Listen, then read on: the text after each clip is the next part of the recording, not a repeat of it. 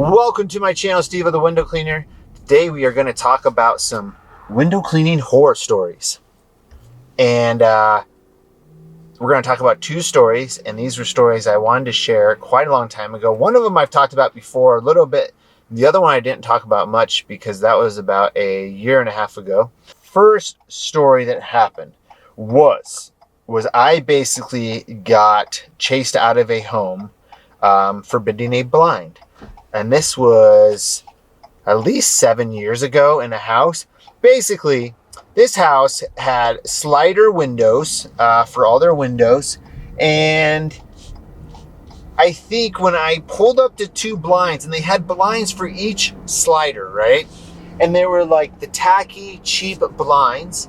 And when I went to slide the window closed after I pulled up the blind, I think what I did is it caught some of the blinds and bent them as I moved the window, like that little lip that you pull, I think bent some of them and I didn't know, right? So I go and I'm cleaning and I kind of like, I always check everything when I'm done and make sure all the blinds are down. I may not do it all the time while I'm working.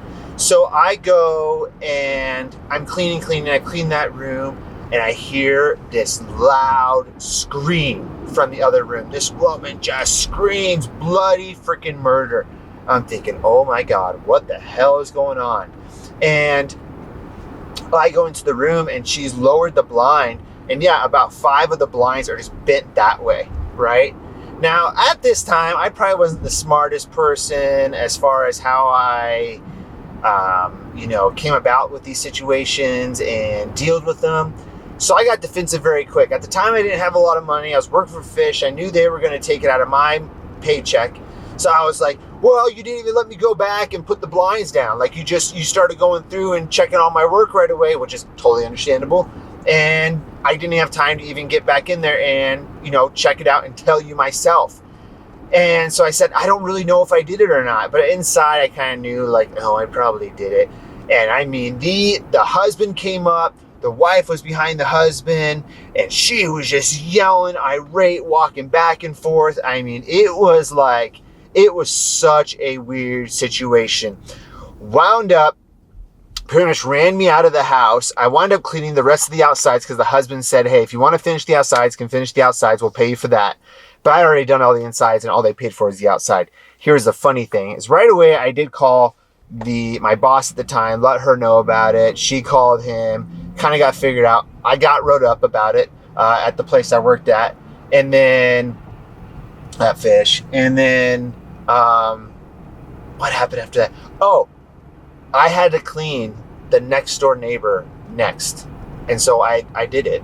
And then they never came out while I was there, but oh my gosh, it was the most awkward time I've had inside of a house. I've had a lady yell at me with like 3 years back about she had a doggy door in her patio slider door. And I was like, hey, do you want us to take it out? And she's like, yeah, but just be really careful with it. My husband will be super, super angry if it's damaged at all. And I was like, oh no, it'll be fine. Like I just started taking out the screws and I started taking it apart. You can see her in the back, just like getting antsy, walking back and forth. The other guy I was working with was like in the room with me. We're in like a big great room.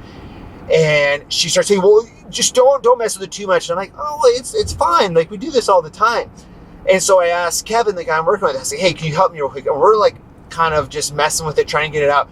And she freaks out. She's like, oh my God, no, we can't fucking do this. My husband will freak out when he gets home. My husband will freak out. And it was just, oh my gosh, that was another weird situation, but not as bad as getting yelled at inside of a home. That's really the only time, like face to face, that I've had a really negative interaction with anybody. I really don't try to get into it with customers because it's not proper, right? But then I was young and dumb and just stupid. So the second one is really the kicker, okay? The second one happened a year and a half ago, and this happened kind of to us as a company, as 2020. Basically, here's the story. I wanted to tell this story, oh my gosh, when it happened, I thought about making so many different videos, but I thought they'd be inappropriate and just didn't feel like even giving it any thought after everything we went through with this. So we had a customer where we cleaned their home, very nice home, very beautiful home, a lot of expensive stuff around, and all went great. Here's the weird thing about this house to start off. When I saw the address in our calendar, I said, my gosh, I've been at this house quite a few times. Jim and I kind of, we both do residential bids. We usually do them separate. And sometimes he'll bid a home that we've already bid it, but doesn't realize it because of I bidded it before or something. Things just get mixed up sometimes, So this home, it had wound up, I had bidded this house twice by myself, never met the homeowner. And then Jim wound up bidding this house and we got it. So we got it this about a year and a half ago. And it's a large home, but it was weird because we were bidding it every single year and not getting it. Then all of a sudden we got it. When you're bidding something every single year, you have to ask yourself, why are they getting bids every year? This is the only house in our area that I can think about that this has happened with. And I just started remembering, the home. I'd walked it so many times. So anyways, we do the clean. It goes really well. The woman even has a helper around the house who basically kind of does everything for her. And she's kind of the woman that we communicated with a lot for this job. We didn't really talk to the homeowner a lot. It's a wealthy family. So obviously they had people doing things for them so that, they could be more involved in their job, whatever. So then, what was it? Like 2 weeks later, Jim's out of the country. So I have the phone and she calls the assistant. And she says, hey, so we found a mirror that was chipped and we believe you guys did it. I said, okay. And this was all right before Thanksgiving, we cleaned it. And then after Thanksgiving, they called. And I remember them specifically talking about during Thanksgiving, they were having tons of company, whatever. But this was 2 weeks later. And I said, okay, well, the thing is, if we chipped a mirror, I said, we didn't clean any mirrors in your home. That wasn't part of the service. Sometimes in homes, we'll clean all the mirrors, right? It's kind of rare, but we do it. And she said, yeah, but no, there's a window above it. And I believe one of your guys did it. I believe they chipped the mirror. And so I said, okay, well, I'm going to need pictures and just, some evidence of what, and if you could write this all in an email so that I have it written out. Communicate with Jim. We talked about it a little bit. And, what we decided on was that there was no evidence that it was our fault. One, it was 2 weeks later, okay? And the next, we couldn't go into this specific room where this happened at because of people working in that room at that time. So we had to wait to go into this room until later on in the job, the last window we could go into, right? And they were home. The lady was following us around the house as far as the assistant. They were around. It wasn't like, we could have really broken something and not have them hurt, especially a mirror. Turns out she sends me a picture of the mirror. Oh my gosh, right? This is the tiniest, littlest fraction of a mirror crack on the edge you could possibly find. Something that could easily be done, and it's on one of the bottom corners by their double sink that easily somebody just hitting it with anything could have done it. And this is in the past 2 weeks. Now, if they would have called the day of or the next day, that's totally understandable. Okay, maybe. Here was the kicker. The mirror was installed just a week before this. So the guys that were working in that room, basically, they had pre-inspected this mirror and only been there for a little bit. And they had a document inspecting the mirror saying there was no damage a week before we were there. Right? So it's just like anything and everything working not in our favor for this. So even with other people in and out of that same area from different companies, and I brought that up to them and said, well, there was other companies in there, so I don't understand why it could 100% be our fault. Oh, they said they didn't do it. Okay, but we're also telling you we didn't do it. So, where do we go with this? So, as a company, because we felt like it just wasn't our responsibility, it was a little too late, too sorry.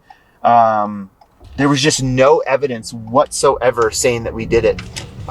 We decided to not do anything about it for them. So then what they tried to do was send us an invoice and say that it is X amount of dollars for this mirror, and it was expensive. I think it was $800 for this mirror. It was like a floating mirror with lights behind it, and basically they wanted the whole thing replaced because it had the tiny crack in it.